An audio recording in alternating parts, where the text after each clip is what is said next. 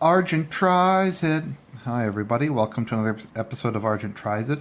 Today we're going to be looking at Gogos, and I'm joined by a special guest, Mr. Espion, who will be my opponent in this game. Yes, I have an Espion plushie.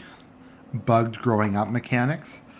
So this is Gogos. I don't have a ton of them left. I don't know if I just never had many. Maybe my parents were smart enough to be like, RG, no, we're not going to buy you fucking Gogos. We'll get you something, like, better than that. But, it is what it is. So Gogos were a craze back during the 1990s. And like all crazes, they have a lot of things in common. You got them in packs. They're almost kind of like little, what are they called? Fruit blasters? Or little packs that like jelly candies come in.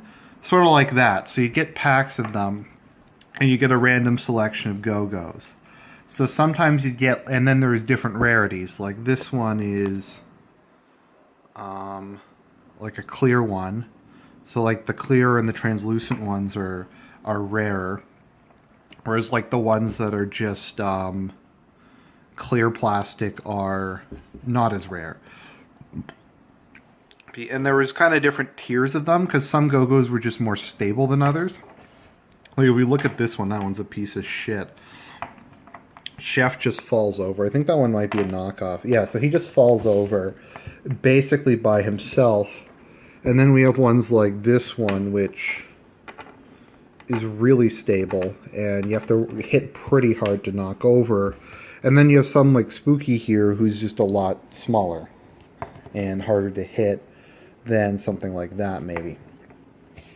And then I remember this science guy's from the expansion. So yeah, and then they eventually came out with I remember the rarest one that everyone wanted was Eggy. And then they came out with Bombers later on, which were these big ones. So Go-Go's is, I think, based on a game called Knucklebones, which people used to play. So how it works is you have each person sets up a certain number of Go-Go's, and you have to try and knock the other people's off. You can't throw past your line of Go-Go's. Actually, let me just close the basement door so stuff doesn't go down the stairs. Yeah, so you only have a limited number of Go-Go's, and yeah, you have to throw them and knock the other person's Go-Go's down. So I'm going to go first. So I've got here Punk. Just focus. So yeah, so he has a really big head, so he was kind of like, okay, so let's see here. So I just sucked, and I completely missed. So now it's Espion's turn. Okay, Espion. Right. And miss again. So let's see here. Bugged Go-Go mechanics. And I missed again because I suck at this game. And this is what would often happen, is people would just be unable. There we go. I knocked one down. Two down, actually. So yep, so we take those out of the way. So then we go. And that one just bounced. So as you can see, this is not as easy as you think it is. And some, like this one, were considered better to use as the throwing one. So, yeah, I'm complete shit at this game. So, as you can see, because of this, and because kids have even worse hand-eye coordination than I do, there we go.